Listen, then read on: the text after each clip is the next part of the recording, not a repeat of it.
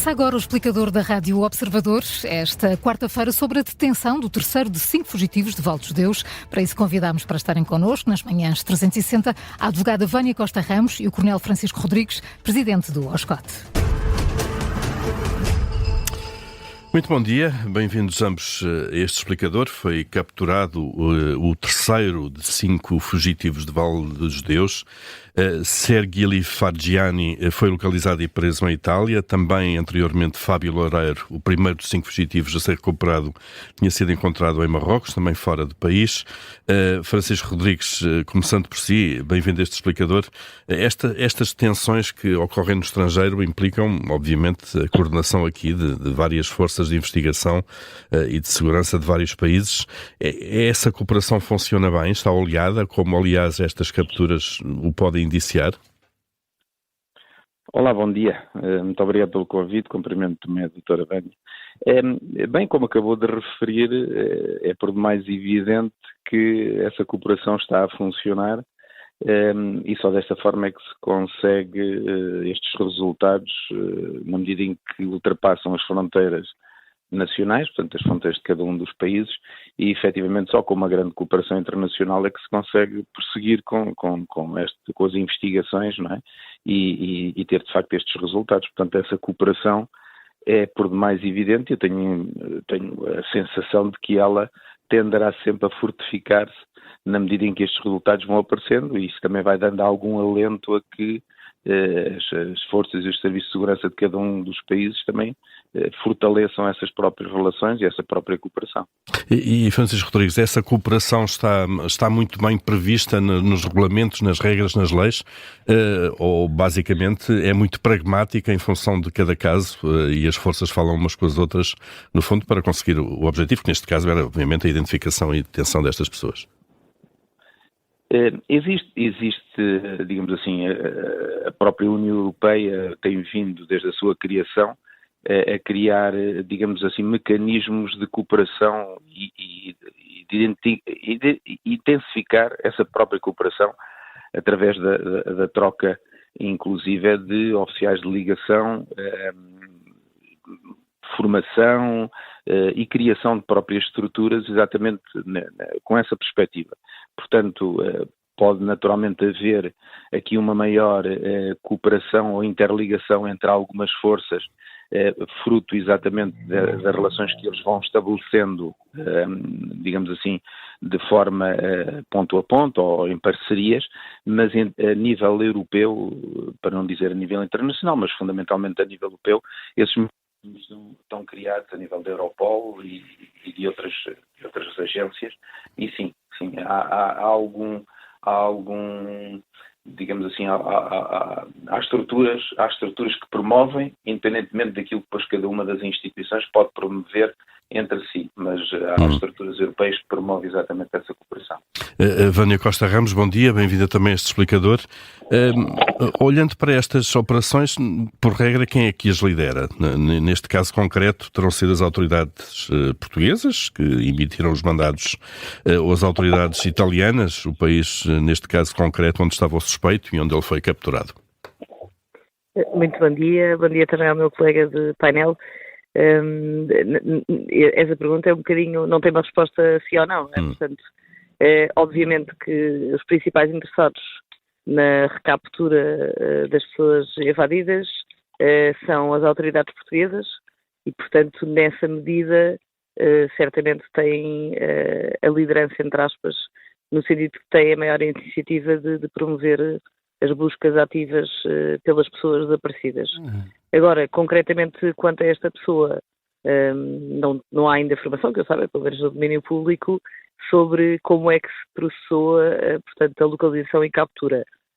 Isto tanto pode ser algo que, obviamente, circula o pedido de detenção pelas redes que existem de informação, ao nível da Europol também, e no próprio sistema de informação Schengen, e, portanto, a partir desses pedidos, obviamente que pode haver a pessoa pode ser encontrada, seja de uma forma bastante passiva, por exemplo, fez um check-in num hotel e esse check-in foi comunicado às autoridades que então fazem o encontro com a existência de uma detenção, ou pode haver mesmo uma equipa, uma task force, não é? Como dizem os brasileiros, uma equipa-tarefa que ativamente está à procura de determinadas pessoas que estão fugidas, não é? Aparentemente neste caso, a polícia italiana estaria a conduzir uma investigação. Este fugitivo já estaria integrado numa rede criminosa, mas normalmente existe uma cooperação, existe um trabalho conjunto ou apenas a partilha de informações iniciais de que existe um fugitivo e depois confia-se um pouco na sorte aquilo que possa acontecer, investigações paralelas que possam existir nesses países onde os evadidos para onde eles poderão ter dirigido? Pode haver casos em que não é bem à sorte, não é? Portanto, mas há os pedidos de captura, eles são partilhados com todas as forças policiais e não só, e enfim, depois aí elas fazem a pesquisa ativa e logo que localizou a pessoa, comunicam-no ao país que fez o pedido de captura. Pode haver em alguns casos mais complexos, de facto, uma cooperação mais próxima, não é? Em que às vezes até pode envolver a deslocação de agentes ao outro Estado-membro, e até uma equipa de investigação conjunta quando há de facto uma investigação conjunta.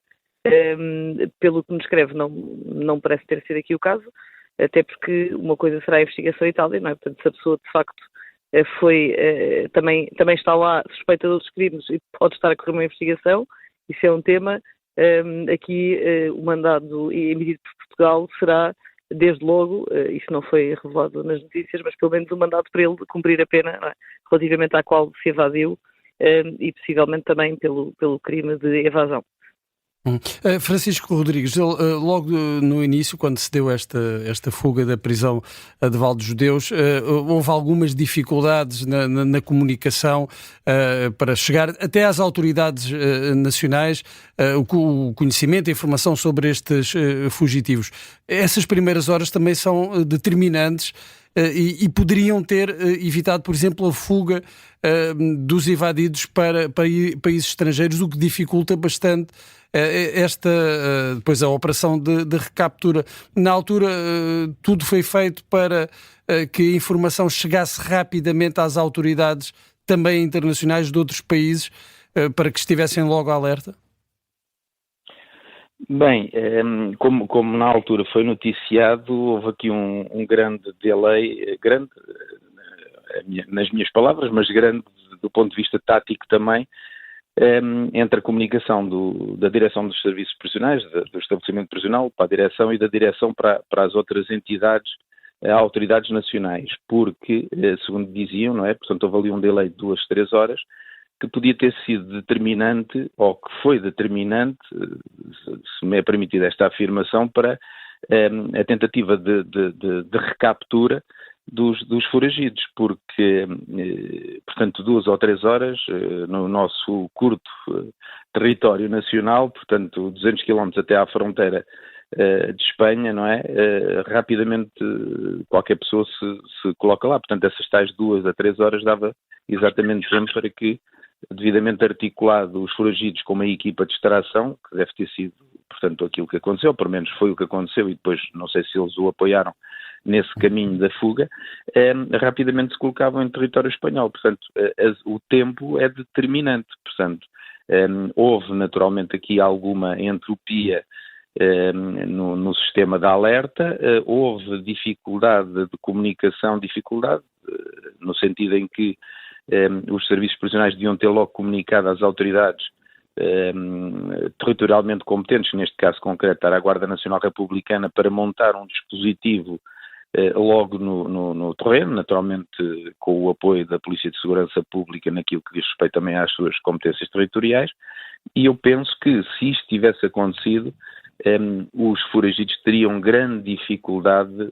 de ultrapassar, digamos assim, algumas barreiras de contenção que podiam ter sido criadas na altura. Porque a partir desse momento, A partir desse momento torna-se muito mais difícil, a partir do momento em que saem de território nacional, torna-se muito mais difícil qualquer investigação, porque vimos, no caso, os 2 primeiros capturados foram os portugueses, é mais fácil proceder a investigação, existe informação sobre eventuais pessoas de contacto, será possível fazer escutas, isso é possível a partir do momento em que os foragidos saem do país, por exemplo, ao nível das escutas, ou o processo é muito mais complexo até de pedir essa autorização caso haja essa possibilidade aos países para onde eles poderão ter fugido?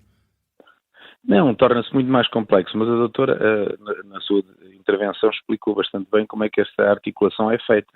Agora, é evidente que o tempo é determinante, portanto, o tempo que decorre logo após a fuga, as primeiras horas são determinantes para se poder montar um dispositivo que permita, de certa forma, apertar o cerco, não é, aos foragidos.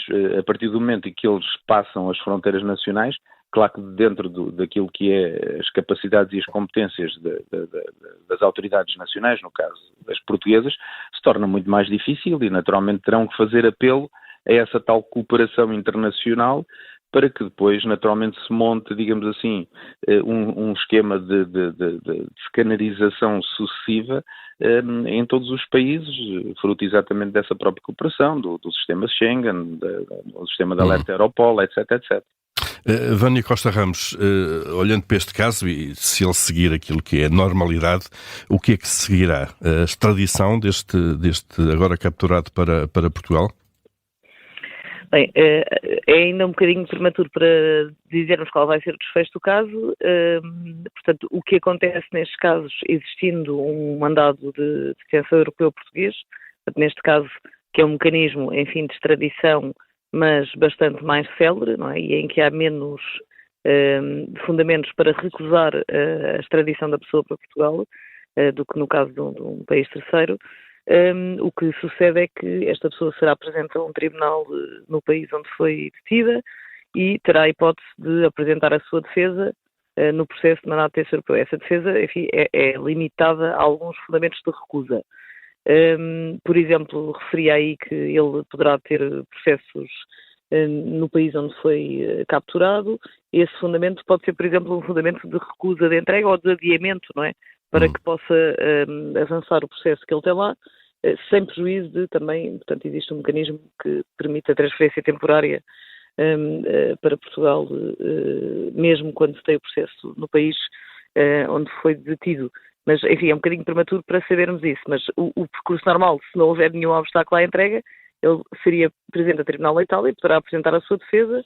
Caso seja ordenada a sua entrega a Portugal, poderá ainda recorrer e só depois de escutados esses meios é que ele será entregue. Alternativamente, ele pode aceitar, não é? Aceitar a sua extradição e, nesse caso, o procedimento é bastante simplificado e, portanto, a entrega pode ser bastante célere. Mas a decisão de extradição é sempre, neste caso, dos tribunais italianos, da justiça italiana. Exatamente, exatamente. E que práticas comuns é que há dentro de países da União Europeia em relação a estes processos de extradição? Julgo saber que Portugal, por exemplo, tem uma prática de não extraditar, ou pelo menos tentar não extraditar, para países que tenham molduras penais mais gravosas que a nossa. É assim? Não, essa prática não existe. Não conheço em todos os processos que tive. Portanto, para já temos uma decisão quadro aprovada ao nível da União Europeia que estabelece o quadro normativo aplicável nestes casos. Portanto, os Estados-membros estão vinculados. Mas para fora da União Europeia, quadro, aquela prática? Para fora da União Europeia também não há propriamente essa questão, não é um fundamento de recusa de extradição. Pode ter havido casos excepcionais em que, por outros motivos, a extradição foi recusada. E, obviamente, nomeadamente quando a recusa é opcional, essa moldura penal mais gravosa pode ser um dos fatores que é considerado numa recusa de extradição. Mas só por si, assim, em abstrato, não é propriamente um fundamento de recusa de extradição. Na União Europeia, então, o processo é muito mais simples? É bastante mais simples. Porquê? Porque existe, portanto, uma das regras básicas da extradição é o controle da dupla incriminação, não é? Portanto, nós só extraditamos alguém para outro país se essa pessoa estiver nesse país a ser acusada ou tiver sido condenada por uma conduta que é também crime em Portugal. Dentro da União Europeia existe uma lista de cerca de 30 domínios de criminalidade, nem sequer são infrações concretas, para a qual se presume que existe essa dupla incriminação, não é? Portanto, desde que o crime seja punível com uma pena de pelo menos 3 anos no estado de emissão, o estado que pede a entrega, por exemplo, aí nós nem sequer vamos fazer essa verificação da dupla incriminação. E depois também há outras regras, por exemplo, uma das regras mais importantes é que dentro da União Europeia o facto de a pessoa ser nacional do país onde foi capturado não constitui motivo de recusa de entrega para o outro Estado. E esta regra é diferente da regra que existe na maior parte, enfim, dos acordos de extradição ou, no fundo, das normas em vigor entre Portugal e outros países do mundo. Muito bem. Vânia Costa Ramos, Francisco Rodrigues, obrigado a ambos por terem estado neste explicador nesta manhã. Obrigado. Obrigado. Obrigado.